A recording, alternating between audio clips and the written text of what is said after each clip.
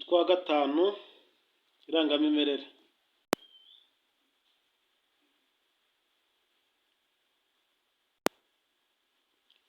Tumenye ibiri mu nyandiko nomero ya gatatu, igice cya gatatu.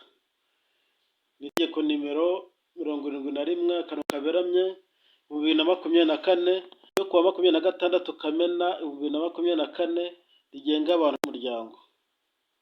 Ni ukuva ku ngingo ya 3 kugeza ku ngingo ya 84.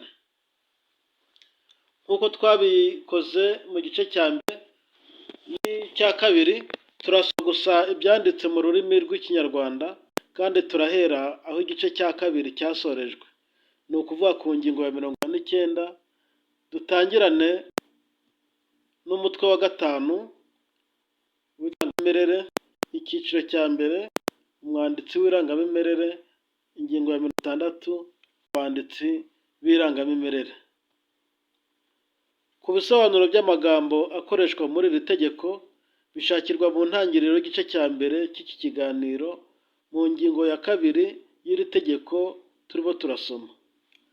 Nk'uko byagenze mu bice bibanza, kuri iki gice naho harasomwa igice kingana n'iminota nka 25. Duhagarike tuzakomeze ku kindi gice bityo kugeza turangije.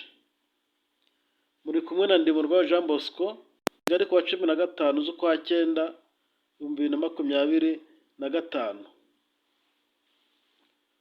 Umutwe wa gatanu, irangamimerere.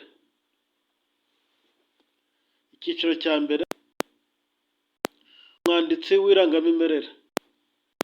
Ingingo ya 50, abanditsi b'irangamimerere. Abanditsi b'irangamimerere cya mbere, abanditsi b'irangamimerere n'aba bakurikira: a.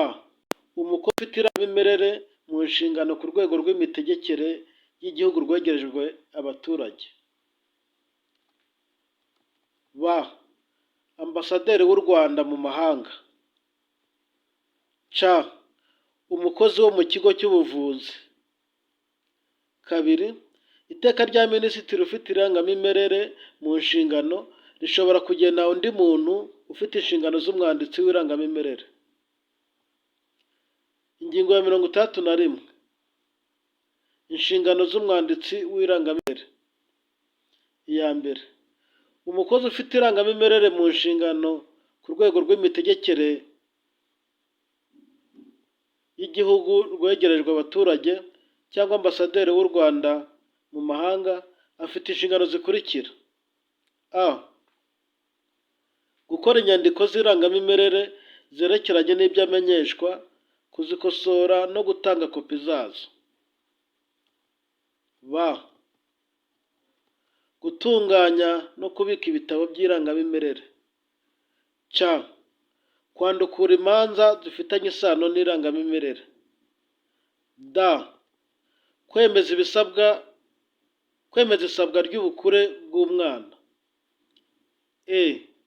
Kuyobora inama y'ubwishingire no kwemeza umwishingizi. f.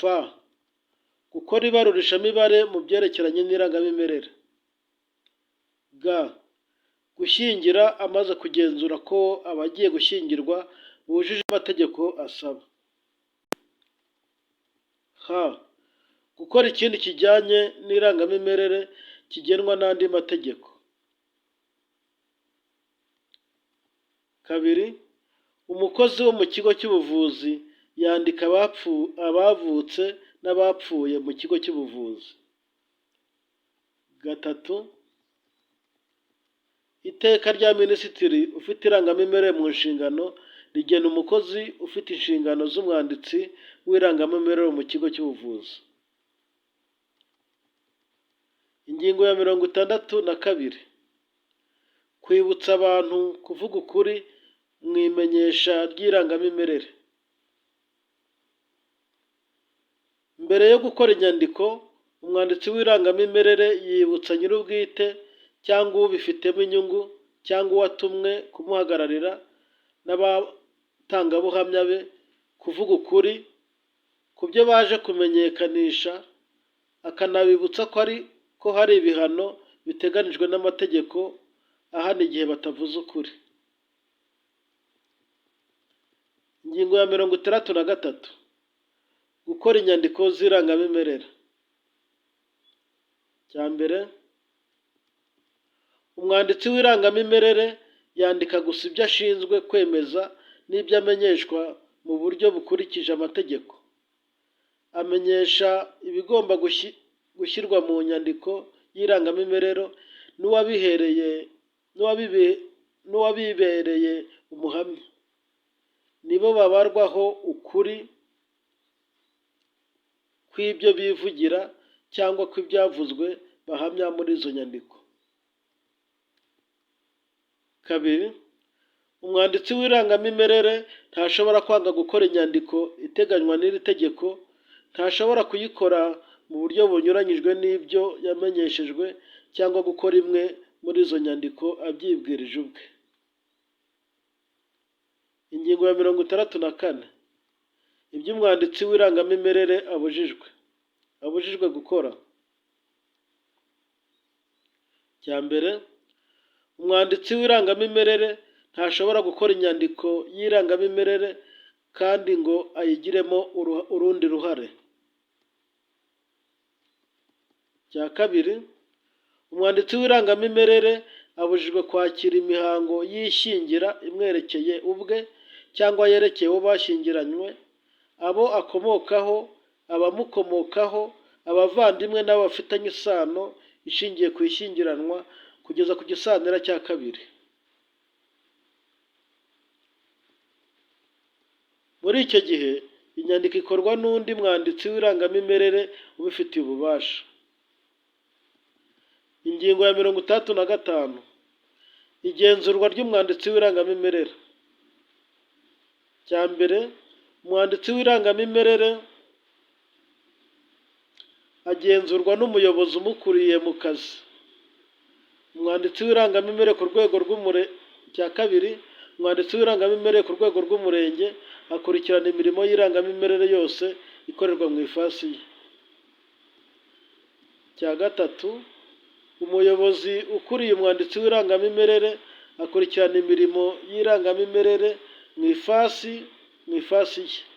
Agomba gusuzuma uko ibitabo by'irangamimerere byifashe n'uko bibitswe, kandi agakora inyandiko mvugo y'isuzuma yakoze, byaba ngombwa akaba yakurikirana umwanditsi w'irangamimerere ku makosa yakoze. Kane, Minisitiri ufite irangamimerere mu nshingano agenzura ibiro by'irangamimerere igihe cyose bibaye ngombwa. Ingingo ya 66. Kujuririra ukuriye umwanditsi w'irangamimerere. Iyo umwanditsi w'irangamimerere yanze kwandika ibyo amenyeshejwe biri mu nshingano ze, gutanga kopi cyangwa inyandiko mpine y'inyandiko z'irangamimerere, umuntu ubifitemo inyungu ashobora kujuririra ukuriye uwo mwanditsi w'irangamimerere mu kazi. Iyo ntacyo abikozeho cyangwa uwajuriye atanyuzwe, ashyikiriza ikirego urukiko rubifitiye ububasha rukagifataho icyemezo mu buryo bw'ibirego byihutirwa. Icya kabiri, ibivugwa mu gika cya mbere cy'iyi ngingo nibyo bikurikizwa iyo umwanditsi w'irangamimerere yitwaje impamvu zidafite ishingiro akanga guha buri wese ubikwiye ibyo agomba kumenyeshwa byerekeye ikintu cyabaye kigomba gukorerwa inyandiko y'irangamimerere.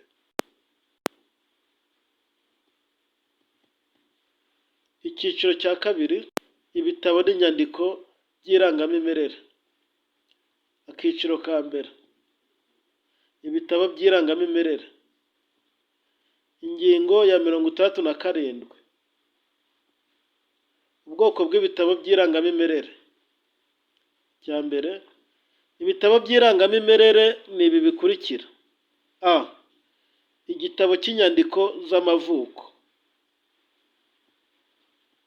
B. Igitabo cy'inyandiko z'abapfuye. C. Igitabo cy'inyandiko z'abashyingiranywe. D. Igitabo cy'inyandiko z'ubwishingire. E. Igitabo cy'inyandiko zerekeye kwemera abana bavutse ku batarashyingiranywe. F. Igitabo cy'inyandiko zerekeye kwemera kubera umubyeyi umwana utabyaye. G. Igitabo cy'inyandiko zerekeye ubutane. 2. Iteka rya Minisitiri ufite irangamimerere mu nshingano rigena imiterere n'imikoreshereze by'ibitabo by'irangamimerere. Rishobora kugena kandi ubundi bwoko bw'ibitabo by'irangamimerere. Ingingo ya 68. Ibigize ibitabo by'irangamimerere. Icya mbere, igitabo cy'irangamimerere gikubiyemo inyandiko z'irangamimerere n'inyandiko zizihindura. 2. Ibyashyizwe mu nyandiko byandikwa byose uko biri mu gitabo cy'irangamimerere cyabugenewe. Ingingo ya 69. Gushyira ikimenyetso ku gitabo cy'irangamimerere. Minisitiri ufite irangamimerere mu nshingano ashyira ikimenyetso cy'umukono koranabuhanga ku gitabo cy'irangamimerere. Ingingo ya 70. Kubika ibitabo by'irangamimerere. Icya mbere, ibitabo by'irangamimerere bibikwa mu buryo bw'ikoranabuhanga. 2. Iyo ibiro by'irangamimerere bivuyeho cyangwa byimuwe, ibitabo by'irangamimerere byimurirwa mu ifasi nshya y'irangamimerere mu buryo bw'ikoranabuhanga. Ibitabo by'irangamimerere byanditswemo mu buryo busanzwe bw'inyandiko nabyo byimurirwa muri iyo fasi nshya. 3. Ibikubiye mu gitabo cy'irangamimerere byerekwa nyir'ubwite iyo abisabye. Akiciro ka 2. Inyandiko y'irangamimerere n'uburyo ikorwa. Ingingo ya 71. Inyandiko y'irangamimerere. Inyandiko y'irangamimerere ni inyandiko mvaho igamije guhamya ibintu bimwe by'ingenzi mu biranga umuntu mu muryango no mu gihugu, mu byerekeranye cyane cyane no kugira uburenganzira mbonezamubano no kubukoresha. Ingingo ya 72. Ururimi rukoreshwa mu kwandika inyandiko y'irangamimerere. Icya mbere, inyandiko z'irangamimerere zandikwa n'umwanditsi w'irangamimerere muri rumwe mu ndimi zemewe mu butegetsi umwanditsi yihitiyemo, uwandikisha yihitiyemo. 2. Inyandiko z'irangamimerere ziba zirimo amagambo yihariye kuri buri muhango. Ingingo ya 73. Gusemurira utazi ururimi na rumwe mu ndimi zemewe mu butegetsi. Iyo nyir'ubwite uwo yatumye kumuhagararira cyangwa uwaje kumubera umutangabuhamya nta na rumwe mu ndimi zemewe mu butegetsi azi, kandi umwanditsi w'irangamimerere atumva ururimi bavugamo, ibyo batangaza bihindurwa n'umusemuzi wabanje kubirahirira. Muri icyo gihe nyir'ubwite niwe wishingira ikiguzi cy'umusemuzi. Icyakora iyo nyir'ubwite uwo yatumye kumuhagararira cyangwa uwaje kumubera umutangabuhamya akoresha rumwe mu ndimi zemewe mu butegetsi ariko umwanditsi w'irangamimerere akaba atarwumva, ikiguzi cy'umusemuzi cyishingirwa na leta. 2.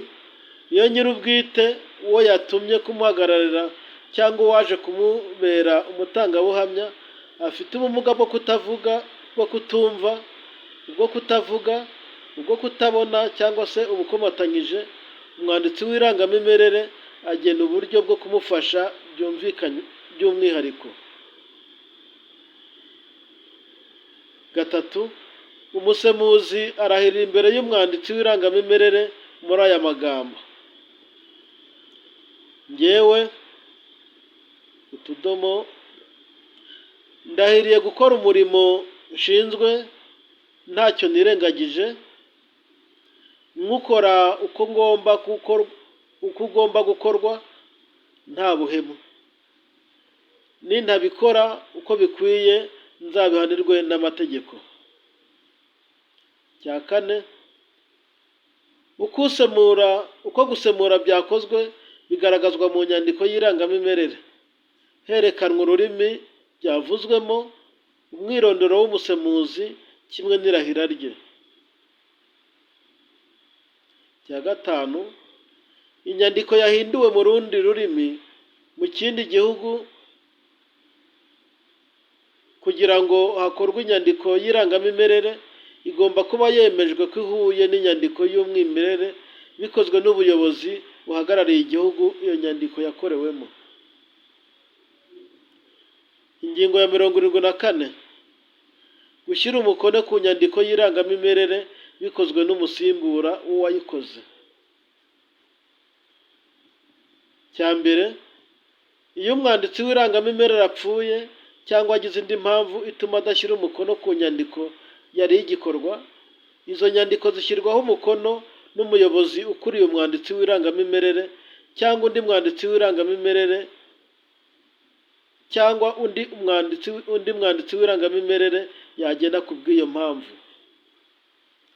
Kabiri, umuyobozi ukuriye umwanditsi w'irangamimerere ashobora gutegeka gushaka amakuru agamije kugenzura ukuri kw'inyandiko zitashyizweho umukono ku bo bireba cyangwa kumenyesha ko hari ibirimo bigomba gukosorwa.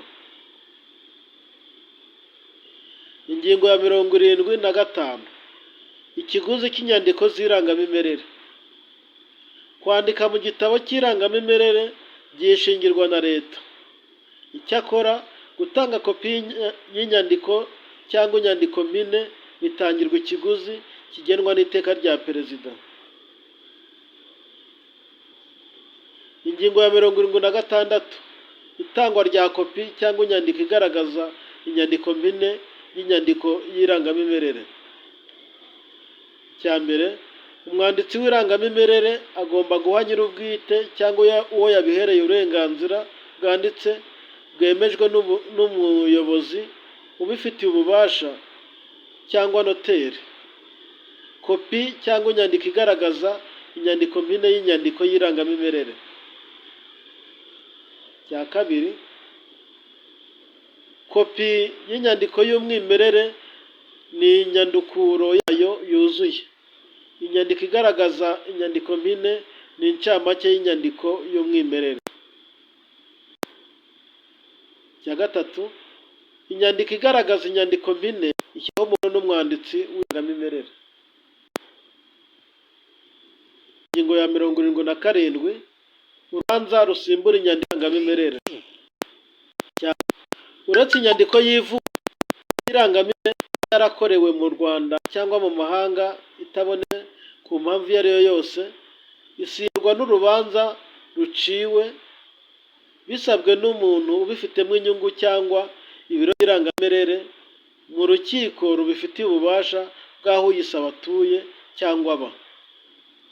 Uburanyi muri uru rubanza ashyikiriza urukiko ibimenyetso byemeza ko iyo nyandiko yabayeho cyangwa ko itabayeho.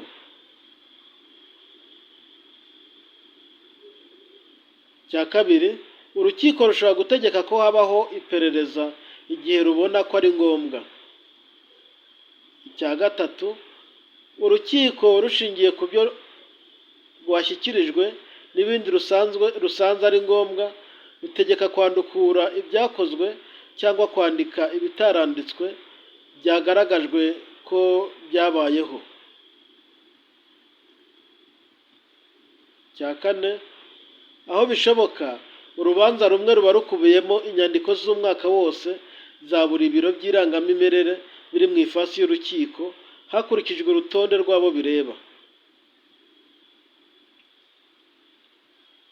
Cya gatanu, gusubizaho inyandiko z'irangamimerere bishyirwa mu gitabo cy'irangamimerere. Ingingo ya 78. Kwandika urubanza rusimbura inyandiko y'irangamimerere. Icyemezo cy'urukiko ku rubanza rusimbura inyandiko y'irangamimerere rwaciwe burundu cyohererezwa umwanditsi w'irangamimerere rw'aho uwo bireba atuye kugira ngo cyandikwe mu gitabo cy'irangamimerere bisabwe na nyir'ubwite cyangwa undi muntu ubifitemo inyungu. Akiciro ka 3. Ikosorwa ry'inyandiko z'irangamimerere. Ingingo ya 79. Ufite ububasha bwo gukosora ikosa ryagaragaye mu nyandiko y'irangamimerere. Cya mbere, gukosora inyandiko y'irangamimerere irimo ikosa ry'imyandikire cyangwa ry'ireme kimwe no kwibagirwa ikintu cya ngombwa bikorwa n'umwanditsi w'irangamimerere abisabwe mu nyandiko.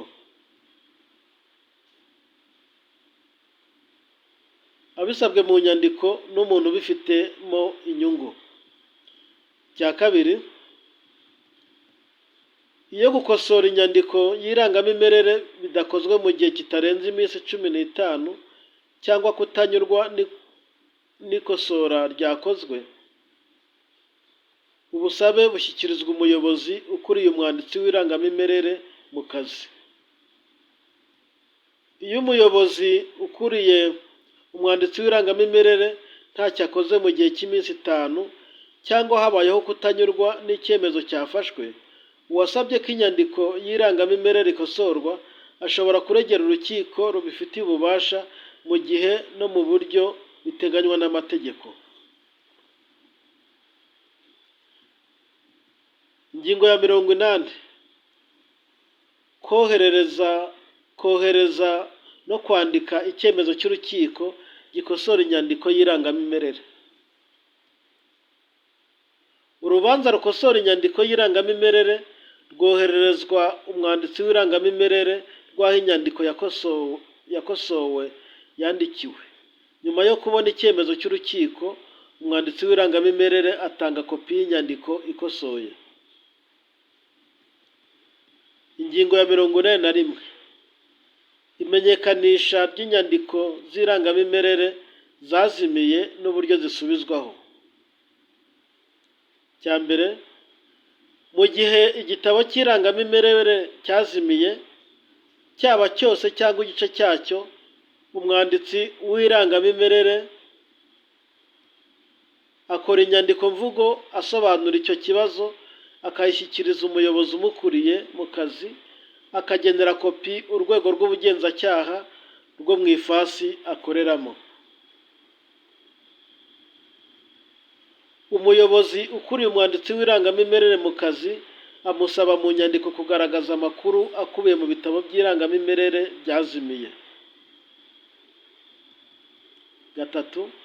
Umuyobozi ukuriye umwanditsi w'irangamimerere mu kazi asaba inzego zibishinzwe gukora iperereza no gushyiraho uburyo bukwiye bwo kubimenyekanisha. 4. Ibivuye mu iperereza bishyirwa ku biro by'irangamimerere mu gihe cy'amezi 3, aho umuntu ubifitemo inyungu ashobora kubimenyera. 5. Gusubizaho inyandiko z'irangamimerere zazimiye bikorwa hakurikijwe ibiteganywa n'ingingo ya 77 y'iri tegeko. Ingingo ya 82. Gukora inyandiko ihamya. Icya mbere, iyo umuntu adashoboye kubona inyandiko y'irangamimerere ashobora kuyisimbuza ku buryo budasanzwe. Inyandiko ihamya itangwa n'umwanditsi w'irangamimerere w'aho yavukiye cyangwa aho atuye. Cya kabiri, inyandiko ihamya ibaye irimo impamvu zatumye umuntu atabona inyandiko y'irangamimerere n'ibyavuzwe ku mwirondoro ye n'abatangabuhamya nibura 2 bagejeje ku myaka 18. Agaciro. Ingingo ya 83. Agaciro k'inyandiko ihamya. Inyandiko ihamya igira agaciro kangana n'ak'inyandiko y'irangamimerere ku cyo yatangiwe. Ingingo ya 44. Gutesha agaciro cyangwa gukosora inyandiko ihamya. Umuntu ubifitemo inyungu cyangwa urwego rubifitemo ububasha bishobora kuregera urukiko rubifitiye ububasha rw'aho inyandiko ihamya yakorewe, birusaba kuyitesha agaciro cyangwa gutegeka kuyikosora. Ni kuri ingingo ya 44 dusoreje igice cya gatatu cyatumenye ibiri mu nyandiko nomero ya gatatu. Igice cya kane gitangirana n'ingingo ya 45 y'itegeko nimero 71/2024 ryo kuwa 26 Kamena 2024 rigenga abantu n'umuryango, ivuga ufite ububasha bwo gukorera umunyamahanga inyandiko y'irangamimerere.